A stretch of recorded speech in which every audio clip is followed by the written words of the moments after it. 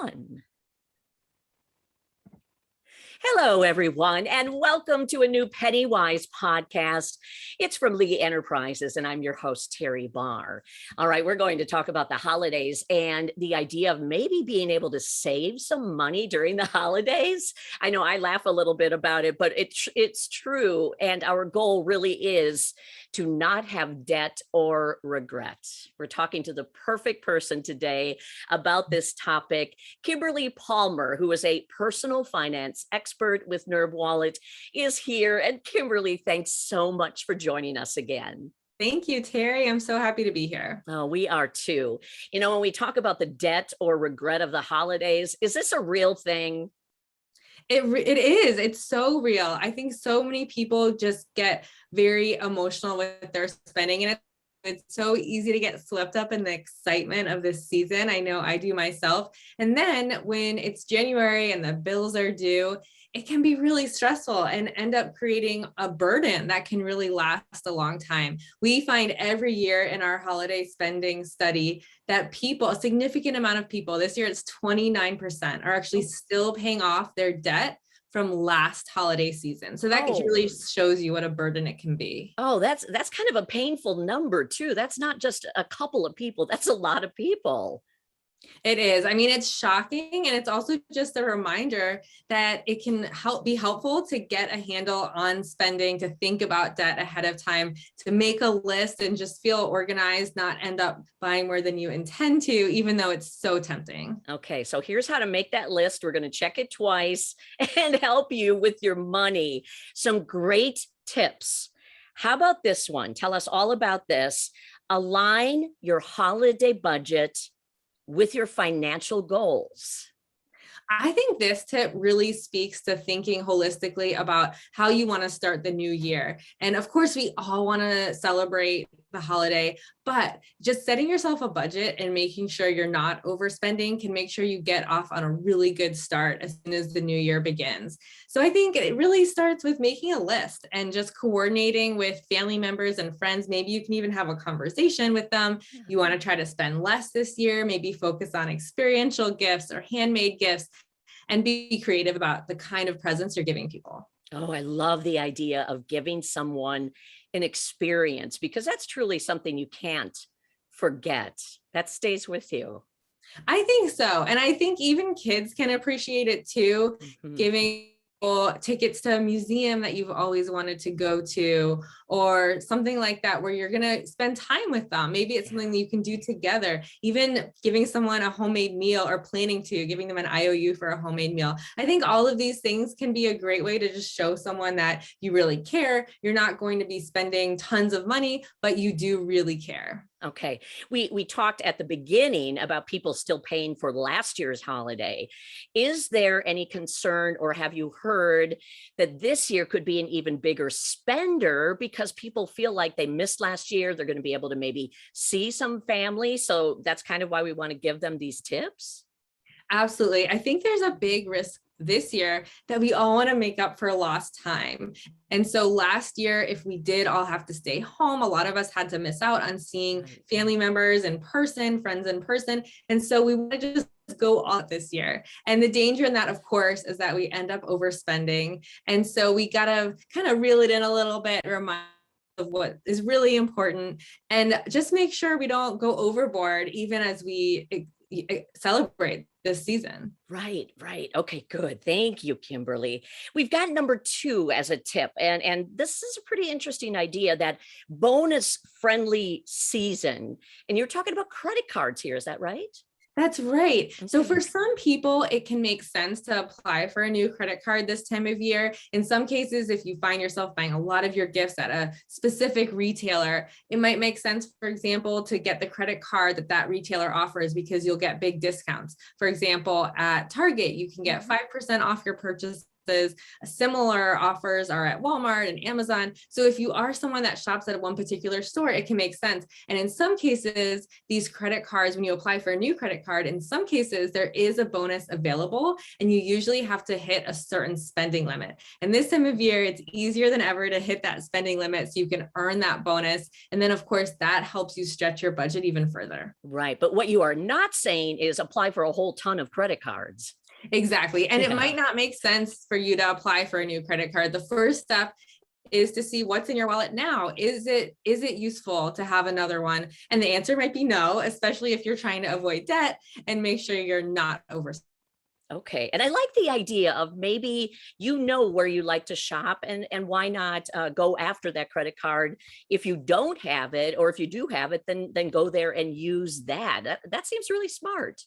It can be really helpful, and it can give you other perks too. So for example, I mentioned Target, you also get more time to make your returns if you're using that credit card. So it's worth looking into the other benefits too.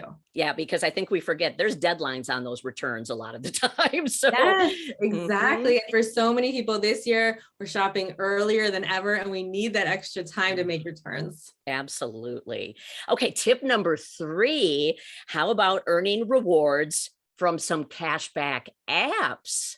Tell me more about this. Yeah. I love cashback apps because it is like credit cards. It is another way of earning essentially free money. So basically you create an account, you sign in, it's usually free, completely free. And then cash back on those purchases. And so it's a way of just layering even more savings on anything else you have access to through store loyalty programs, through a cashback credit card. On top of that, you can also get extra cash back through these apps. So the downside is you are giving them your email address. In some cases, you're sharing other information. So you do want to be aware of that. You might see some extra advertising, extra emails, but if you are willing to make that trade-off, it can be useful. Okay. I don't know if we can mention it, but I'm just going to say the one that we see so much on television, the ads, is for Racketoon. Is it real? I mean, can we kind of dive into an app and try it and see how it works? Absolutely. And so it's totally real. There's nothing fake about it. You just go ahead, you set up your account. You usually have to share your email address, maybe some other details. And you can see all the retailers that are participating with it. And if they're ones that you shop at, then you can just automatically be earning extra cash back. And if you're already getting cash back because of your credit card you're using, it's additive. So maybe you're getting 3% with that, another 3 to 5% or even more with the app. And then suddenly you're getting 10% back in total. So you can see it really can stretch your budget. Okay. Oh, wow. Okay. Thank you. I wanted to make sure it's real because I knew you would know, and we sure don't want anybody to try something, but I think I'm actually going to try this too myself.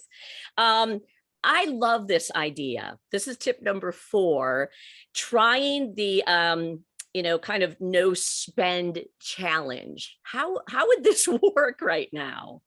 Well, the no spend challenge, I think, is really best for January. So it's a way, it's a way of resetting. Of course, all of us are spending more than usual in December because there's just so many demands from travel, decorations, the gifts. There's a lot going on. Yeah. But then we can think in January, I will reset.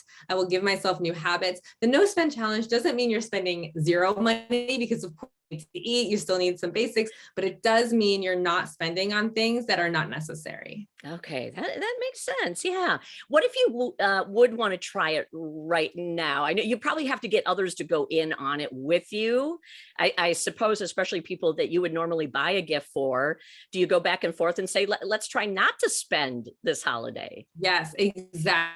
To coordinate a little bit, have a conversation with your family members, your friends, anyone you usually exchange gifts with, and just get creative. Think about how you can avoid spending money. And it's possible. I mean, you can give people experiences like we talked about. Right. You can give them something handmade. If you're having a dinner all together, you can have a potluck. So there are ways of being really mindful about how we're spending and spending a lot less than we would have otherwise. I think that's a really fun idea, that you could have a ton of fun with friends and family, but yet you would still all get something wonderful out of it too. And you could see who ends up spending money first. Yeah, a little competition. Yeah. Oh, I love that. Okay. And then tip number 5, Get a side job for the holidays. Oh, that's a tough one to say because we do know there's a ton of jobs that are open for people right now. How could this help you, especially for the holidays? Well, because so many of us could use a little extra cash this time of year, it can be so helpful to just pick up an extra job that doesn't have to be a huge time commitment, but maybe it's something freelance. Maybe it's doing something like walking dogs, babysitting, whatever is there's a demand for in your area. Retailers really need help right now. There's a lot of demand. And so if you do have the time to sign up for some hours, it can be a way of just making sure you have a little extra cash in your pocket. A lot of people like to start their side job preparing for the holidays even sooner. So it's something to think about next year too, planning ahead. But it can just be a way of some of the strain, some of the stress. That's excellent. So, what do you think, Kimberly? Is there something from all of this that people can take away to just sort of I know the holidays can be stressful anyway, sometimes with everything else going on, but if you can get rid of the stress of the financial part of it, what should we learn from this? I think the biggest takeaway is just to try to be extra creative this year and think outside the box. Maybe there's a new tradition you can start. Maybe you can give gifts that are experiences, are handmade, maybe something local that just is not something you would normally think of in terms of a material gift, but it lets you be a little creative. And most importantly, it lets you save money. And that's what the bottom line here is all about, saving money and hopefully helping you have a happy holiday along with saving some money. Oh my Yeah. goodness. Thank you, Kimberly Palmer, personal financial expert with NerdWallet. Again, it is always so great to talk with you and get some terrific money saving tips. Thank you. Thank you, Teri. Yes. And thank you for listening to PennyWise. And if you're ever looking for any other tips to help you save money with your finances or just to learn a little bit, PennyWise podcast is saved and you can find it anywhere you like to listen to your podcasts. And we're grateful that you do. Thanks again. I'm Teri Barr with Lee Enterprises. Goodbye for now.